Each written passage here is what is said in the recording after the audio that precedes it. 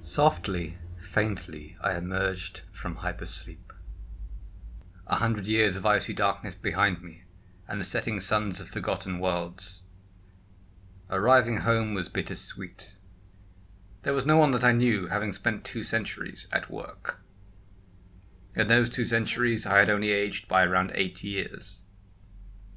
I turned on the radio for my local solar system. An announcement blinked on. Under the Emergency Counter-Terrorism and Anti-Piracy Ordinance, paragraph 232, it is an offence to possess biological, radioatomic, chemical, or antimatter weapons without permission. The security services have the right to use lethal force without prior warning and to conduct searches at any time. A shiver ran down my spine. I changed channels but could find no other familiar stations. All quiet in one of the busiest parts of the galaxy. My home planet was a vibrant melting pot of cultures and business. And where had it gone? Silence all around. There it was, still on the map.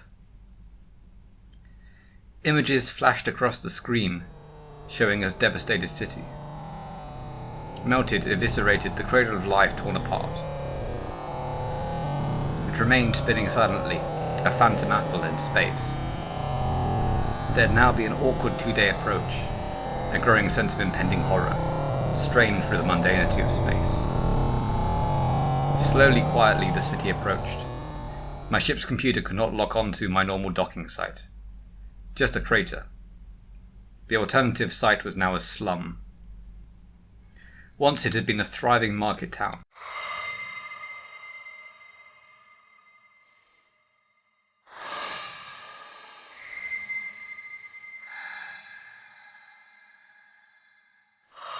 Stepping out, I gazed at the ruined skyline. 400 years of progress cooked alive. Nearby was an off-worlding camp. The destitute survivors scrambled to stay or to go, depending on their fate. Some pleaded to be taken to safety. Some pleaded to stay in the safety they had found.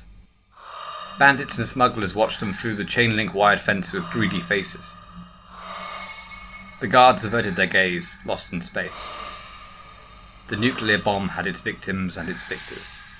A trail of ramshackle huts led the way to the city centre down a narrow track where there had once been broad avenues and tram lines.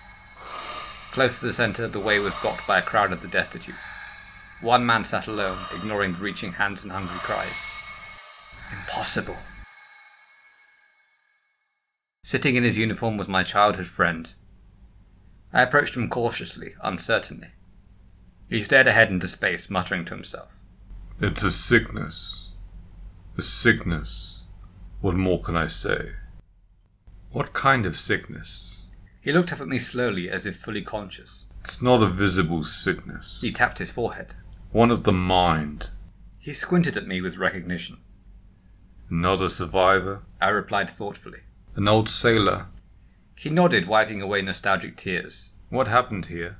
He didn't answer, but turned away and wiped his brow. I could give you a summary, but it wouldn't do. The streets are filled with tears. The bricks warm with pain and terror, baked in now. It's now a part of every building. A new normal as familiar as breakfast. He looked up at me, and in that moment he forgot about me forever. He was right. The pain was different now. Once a city of stoic, braving the storm, now a generation of nihilism, sleepwalking from day to day. The hero's journey had ground to a halt. There would be no resolution, no epiphany. The journey home no longer had an end. It was time to move on, time to quit the storm. I turned back to him. Why did they do it? There's a whole galactic war to provide slaves. My friend frowned. We did it to save the world.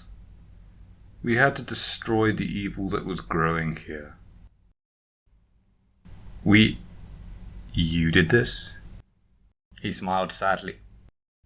You've been away too long, he said, and then closed his eyes.